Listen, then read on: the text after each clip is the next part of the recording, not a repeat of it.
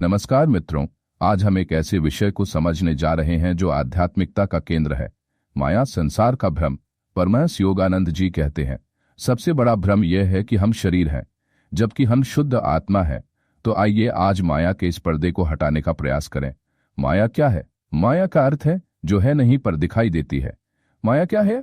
यह ईश्वर की वह शक्ति है जो असत्य को सत्य के जैसा दिखाती है, स्थायी को अस्थायी से छिपा देती है, आत्मा को अपनी पहचान भुला देती है। योगानंद जी कहते हैं, माया ईश्वर की जादुई शक्ति है जो आत्मा को संसार में उलझा देती है।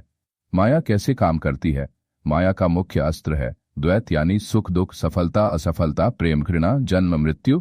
जब तक आत्मा इन द्वैतों में फंसी है वह माया की जकड़ में है। माया वह है जो आत्मा को भूलने पर मजबूर करती है कि वह ईश्वर का अंश है। माया और ईश्वर का संबंध लोग अक्सर पूछते हैं, अगर माया भ्रम है तो ईश्वर ने इसे बनाया क्यों? योगानंद जी उत्तर देते हैं, ईश्वर ने माया को रचा ताकि वह इस संसार में खुद के अनंत रूपों का अनुभव कर सके।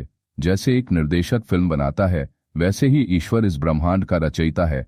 माया ईश्वर की छाया है जो आत्मा को परीक्षा देती है कि क्या वो पर्दे को हटाकर निर्देशक को पहचान पाएगी।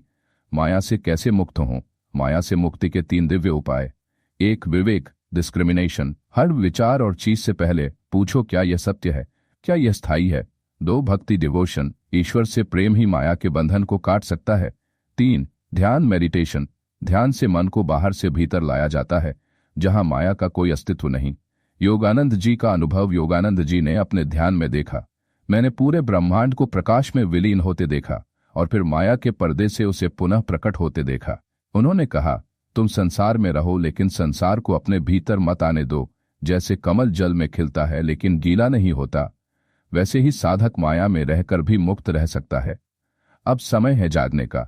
माया की जंजीरों को पहचानो और ईश्वर की ओर चलो। प्रार्थना करें, हे प्रभु, मुझे माया से मोक्ष दो। तू ही मेरा सत्य है, बाकी सब तेरा सपना। मेरी आत्मा को तेरे स्वरूप में टिकाओ।